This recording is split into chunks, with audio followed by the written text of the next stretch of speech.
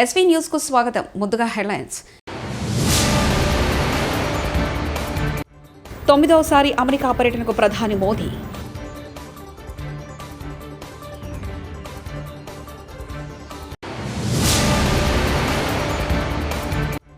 BJP వాళ్లకు సగం తెలుసు, సగం తెలీదు. జగన్ సంచలన వ్యాఖ్యలు.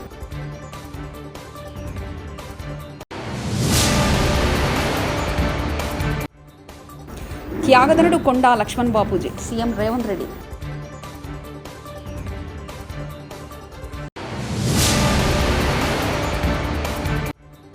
ఏచూరి సంస్కరణ సభలో కేటీఆర్ హాట్ కామెంట్స్.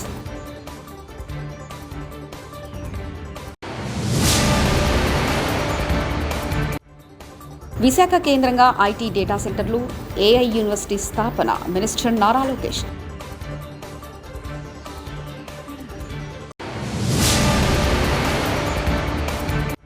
ప్రసాదంలో ఏం కలుస్తుందోనన్న భయం భక్తుల్లో నెలకొంది. పీఠాధిపతులు. ప్రధాని నరేంద్ర మోదీ శనివారం తెల్లవారుజామున అమెరికా పర్యటనకు బయలుదేరారు. ఈ పర్యటనలో ప్రధాని మోదీ క్వాడ్ సమిట్లో పాల్గొంటారు. పలు ద్వైపాక్షిక సమావేశాల్లో ప్రధాని పాల్గొనున్నారు. ఈ పర్యటనకు ముందు ప్రధాని మోదీ ఇలా అన్నారు: ఈరోజు నేను అమెరికా అధ్యక్షుడు బైడెన్ స్వస్థలమైన విల్మింగ్టన్లో నిర్వహించే క్వాడ్ సమ్మిట్కి హాజరు కావాలని న్యూయార్క్లోని ఐక్యరాజ్యసమితి జనరల్ అసెంబ్లీ భవిష్యత్తు శిఖరాగ్ర సమావేశంలో ప్రసంగించడానికి ఎదురు చూస్తున్నారు. ఈ క్రమంలో 3 రోజుల అమెరికా పర్యటనకు వెళ్తున్నారు. క్వాడ్ సమ్మిట్లో నా సహచరులు ప్రెసిడెంట్ బైడెన్, ప్రధానమంత్రి అల్బనీస్, ప్రైమ్ మినిస్టర్ కిషిడాతో సహా పలువురిని కలుస్తారంటూ ఆయన చెప్పుకొచ్చారు. భారతీయ జనతా పార్టీపై జగన్ సంచలన వ్యాఖ్యలు చేశారు. బీజేపీ వాళ్లకు సగం తెలుసు, సగం తెలీదు. కేంద్ర సీనియర్ మంత్రుల ప్రతినిధులు తిరుమల తిరుపతి దేవస్థాన బోర్డులో ఉన్నప్పుడు అక్కడ ప్రాసెస్ తెలీదా? కనుక్కోమనండి. వాళ్ళకి తెలియకపోతే నిజంగానే భాజపా వాళ్ళు హిందువుల ప్రతినిధులైతే, నిజంగానే వాళ్ళు మనుషులైతే చంద్రబాబును కడిగి పారేయాలి. పూర్తిగా అబద్ధాల మనిషి, మోసాల మనిషి.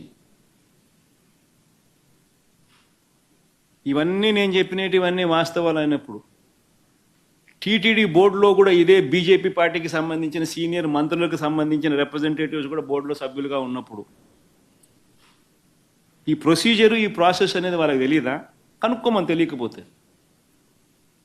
తెలియకపోతే కనుక్కోమని చెప్పండి. కనుక్కొని తప్పు చంద్రబాబు నాయుడు అనే వ్యక్తి ఈ మాదిరిగా దుష్ప్రచారం చేస్తుంటే, చంద్రబాబు నాయుడు అనే వ్యక్తి మీద అక్షింతలు వేసే ధైర్యం ఈ బీజేపీ పార్టీకి ఉందని నేను అడుగుతాను. నిజంగానే వాళ్ళలో చిత్తశుద్ధి ఉంటే, నిజంగానే వాళ్ళ హిందువుల రిప్రజెంటేటివ్ కింద వాళ్ళు నిజంగానే సిన్సియర్గా, నిజంగా వాళ్ళు మనుషులైతే, సిన్సియర్ మనుషులైతే చంద్రబాబు నాయుడు తిట్టాలి, చంద్రబాబు నాయుడును అక్షింతలు వేయాలి. ఇంత దుర్మార్గం చేయడం ధర్మమేనా చంద్రబాబు అని చెప్పి చంద్రబాబు నాయుడును గట్టి కడగాలి. నిజంగానే వాళ్ళలో సిన్సియారిటీ ఉంటే చేయమని చెప్పండి.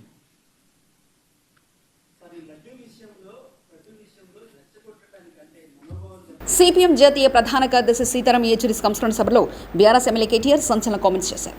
సీతారాం ఏచూరి గొప్పతనాన్ని కీర్తించారు. ఉద్యమం నుంచి వచ్చిన బిడ్డలుగా ఏచూరితో మా బంధం రక్త సంబంధమని అన్నారు. నమ్మిన సిద్ధాంతం కోసం ఆఖరి వరకు పోరాడిన ఏచూరి జీవితం తమలాంటి వారికి ఆదర్శమని పేర్కొన్నారు. ఎప్పుడు కండవా మార్చుతారో తెలియని కాలంలో సీతారాం ఏచూరి జీవితం స్ఫూర్తిదాయకమన్నారు. ఫిరాయింపుల కాలంలో పదవుల కోసం కాకుండా సిద్ధాంతం కోసం పనిచేసిన గొప్ప నాయకుడు సీతారాం ఏచూరి అని కీర్తించారు. తిట్లు, బూతులు చలామణి అవుతున్న ప్రస్తుత రాజకీయాల్లో ఏచూరి రాజకీయ జీవితం ప్రతి ఒక్కరికి స్ఫూర్తిదాయకమన్నారు. పదవుల చుట్టూ పరిభ్రమించే ఈనాటి రాజకీయాల్లో మరి స్థిరంగా సిద్ధాంతం చుట్టూ నిలబడ్డ నిబద్ధత ఉన్న నాయకుడు గౌరవనీయులు శ్రీ సీతారాం ఏచూరి గారు. ఎప్పుడు ఏ కండువా మారుస్తారో తెలియని ఫిరాయింపుల ఈ కాలంలో కడదాకా కమ్యూనిస్టుగా బతికిన ఆదర్శ నేత. వైసీపీ 5 ఏళ్ల పాలనలో ఆలయాలను ఆదాయ వనరులుగా మార్చుకుందా? నాయకుల జేబులను నింపుకోవడానికి ప్రసాదీల తయారీలో మోసాలకు పాల్పడిందా అంటే అవుననే సమాధానం ఇస్తుంది. భక్తుల విశ్వాసాలను పరంగా పెట్టి రాజకీయాలను చేసిందే. తిరుపతి లడ్డు వివాదంలో రాష్ట్రంలోని అన్ని ఆలయాల్లో ప్రసాదాల తయారీలో అవకతవకలు బయటకొస్తున్నాయి. అధికారం ఉందనే అహంకారంతో వైసీపీ నేతలు సాగించిన అరాచకాలు బయటపడుతున్నాయి. వైసీపీ నేతలు చెప్పడంతో ప్రసాదాల తయారీకి సరఫరా చేసే సరుకుల్లో తేడాలున్నా అధికారులు సైలెంట్ అయిపోయిన ఘటనలు వెలుగులోకి వస్తున్నాయి. ఆలయాల్లో భక్తుల సమస్యలు పట్టించుకోకపోవడం పక్కన పెట్టి సొంత జేబులు నింపుకోవడానికి వైసీపీ నేతలు, ఆ పార్టీకి వంత పాడుతున్న అధికారులు 5 ఏళ్లు పనిచేస్తున్నట్లు తెలుస్తుంది. తిరుపతి లడ్డూ వివాదం బయటకు రావడంతో ప్రజలు స్వచ్ఛందంగా ముందుకొచ్చి రాష్ట్రంలోని వివిధ ఆలయాల్లో అవకతవకలపై నోరు విప్పుతున్నారు. గత 5 ఏళ్లలో ఎప్పుడైనా ఈ విషయాన్ని బయటకు చెప్తామని ప్రయత్నించినా బెదిరించేవారని, దీంతో నోరు మెదపని పరిస్థితి నెలకొందని కొందరు వాపోతున్నారు. ఐఎస్బీ మోడల్తో ఏఐ యూనివర్సిటీ స్థాపనకు మా ప్రభుత్వం వర్కౌట్ చేస్తుంది. విశాఖ కేంద్రంగా ఐటీ డేటా సెంటర్, ఏఐ పెట్టుబడుల కోసం ప్రయత్నాలు చేస్తున్నారు. AI University is something that's very close to our Honorable Chief Minister's heart, and as the HRD Minister, I will deliver on this. This is designed keeping in mind the erstwhile ISB model. So we expect titans of industry to support us in this journey and actually run the institution. So government is good at policy making, giving land, and that's where we want to end our role and let industry run the curriculum, the direction, like how you've done amazingly well with ISB. As a state HRD minister, I'm looking at transforming our entire curriculum from KG to PG. It's very important to educate our children at a very young age, and if you launch them in the right direction, then the sky is the limit. So we are very conscious of that, and that's exactly what I am going to do. As far as IT electronics, yes, Andhra Pradesh has missed the Y2K advantage because we were a combined state, and back then Hyderabad was the singular focus. As far as IT investments, the data center investments, AI investments, our focus area is going to be Visakhapatnam. No second thoughts about it, and we will not miss this bus. So next 6 months you will hear a lot of announcements coming about as far as data centers and the entire AI, harnessing the data center energy through AI. ఈరోజు TDP కేంద్ర కార్యాలయంలో ప్రజల సమస్యలు తెలుసుకుని పరిష్కరిస్తున్న గౌరవనీయులు ముఖ్యమంత్రి చంద్రబాబు నాయుడు గారితో doctor Undavalli Sridevi, మాజీ ఎమ్మెల్యే, టీడీపీ రాష్ట్ర అధికార ప్రతినిధి, తెలుగుదేశం పార్టీ.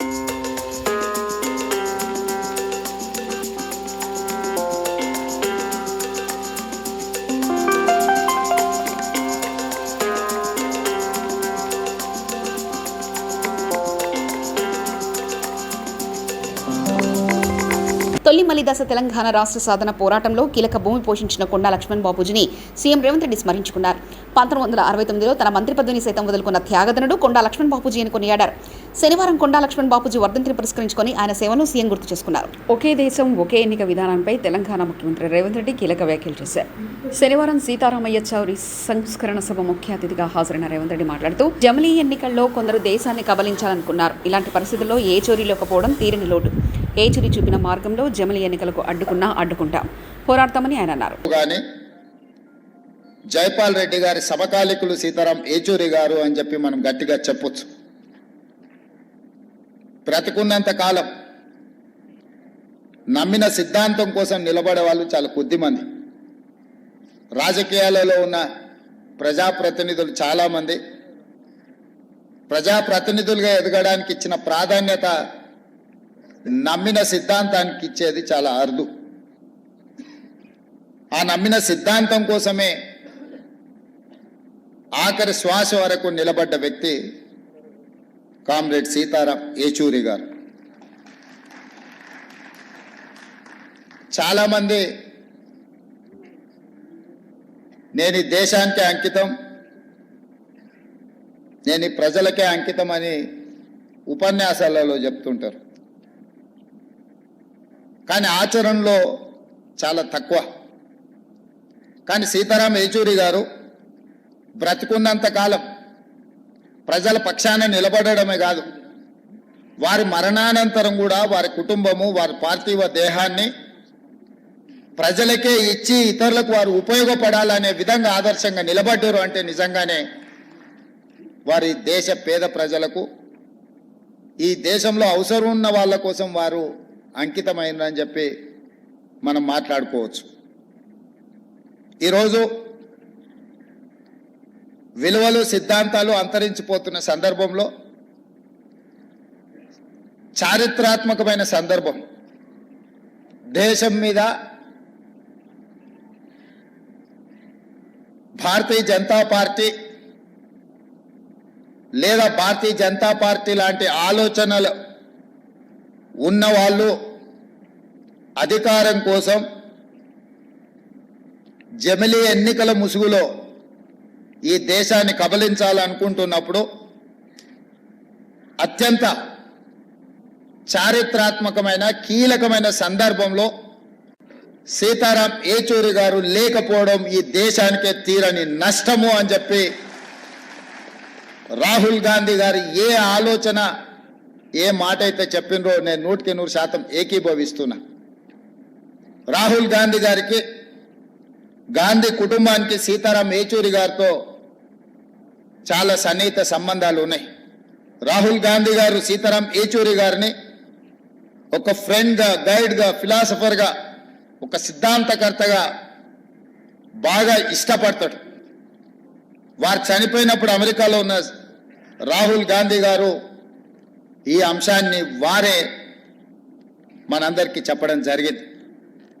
ఈరోజు దేశ రాజకీయాలలో యునైటెడ్ ఫ్రంట్ ఏర్పాటు చేసినప్పుడు జైపాల్ రెడ్డి గారితో పాటు సీతారాం ఏచూరి గారు అత్యంత కీలకమైన పాత్ర పోషించి జాతీయ రాజకీయాలలో ప్రజల పక్షాన నిలబడాలని ఆలోచన చేసినప్పుడు వారు బాధ్యతాయుతమైన బాధ్యతను నెరవేర్చింది. తిరుమల లడ్డుపై చంద్రబాబు నాయుడు మాట్లాడకుండా ఇతరులు మాట్లాడుంటే బాగుండేది. ఏపీలోని 2 ప్రాంతీయ పార్టీలు ఆర్థిక రాజకీయ ప్రయోజనాల కోసం తిరుమల పవిత్రకు దెబ్బతీసే విధంగా వాడుకోవడాన్ని తీవ్రంగా ఖండిస్తున్నామంటూ కాంగ్రెస్ పార్టీ హయాంలో బాపిరాజు టీడీటీ చైర్మన్గా ఉన్న రోజుల్లో తిరుమల కొండ గురించి, లడ్డుల గురించి ఎలాంటి వివాదం రాలేదు. ప్రాంతీయ పార్టీల పాలనలో టీడీటీ ఉద్యోగులు నలిగిపోతున్నారు. చాలా బాధతో విధులు నిర్వహిస్తున్నారు. ఏ పాపం ఎరగని టీడీటీ ఉద్యోగస్తులకు షోకస్ నోటీసులు ఇవ్వడాన్ని తీవ్రంగా ఖండిస్తున్నాం. టీడీటీ ఉద్యోగులపై ఈగవాలిరా మేము ఊరుకోం. ఉద్యోగులందరూ చక్కగా డ్యూటీలు చేస్తున్నారు. ఎలుకను పట్టేందుకు కొండలు తవ్వాల్సిన అవసరం లేదు.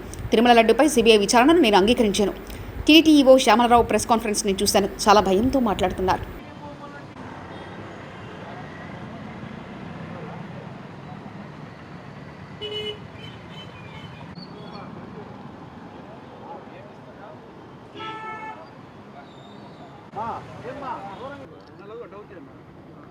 వేల మంది టీటీడీ ఉద్యోగస్తులు నలిగిపోతున్నారు.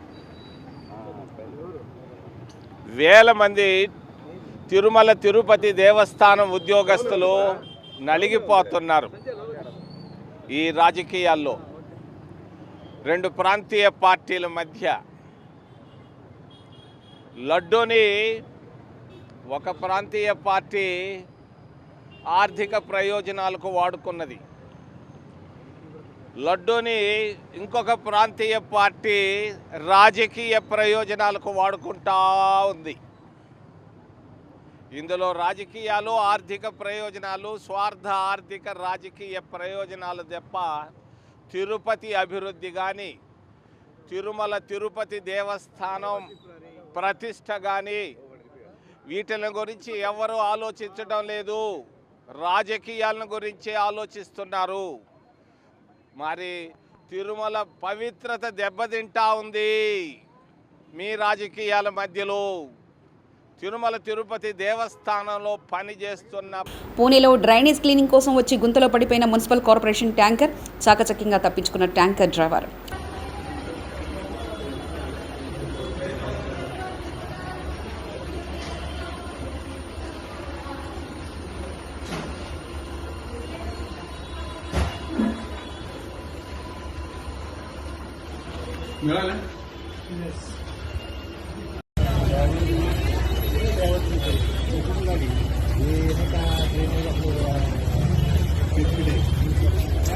తిరుమల శ్రీవారు లడ్డీ కల్తీపై పీఠాధిపతులు ఆగ్రహం వ్యక్తం చేస్తున్నారు.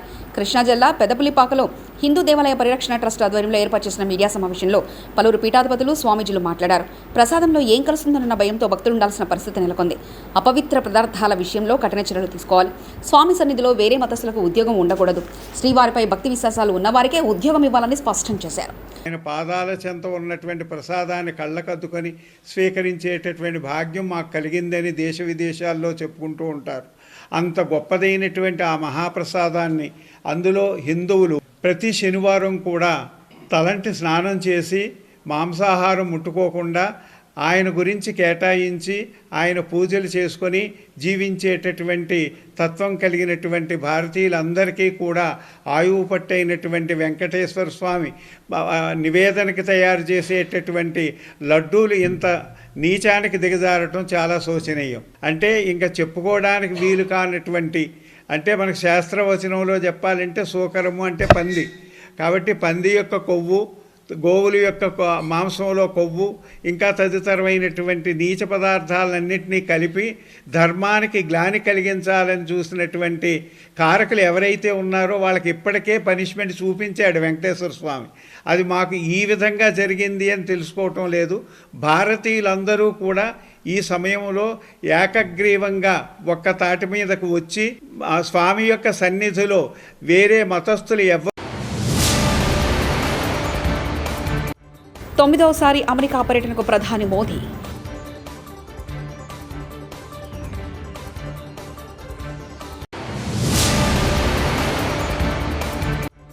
బీజేపీ వాళ్లకు సగం తెలుసు, సగం తెలీదు. జగన్ సంచలన వ్యాఖ్యలు.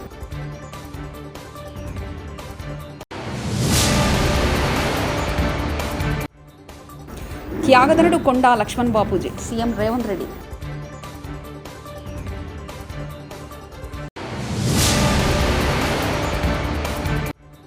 ఏజూరి సంస్కరణ సభలో కేటీఆర్ హాట్ కామెంట్స్.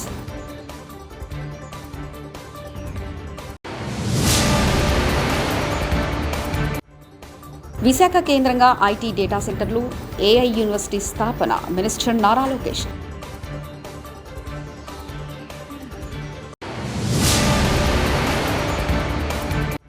ప్రసాదంలో ఏం కలుస్తుందోనన్న భయం భక్తుల్లో నెలకొంది. పీఠాధిపతులు.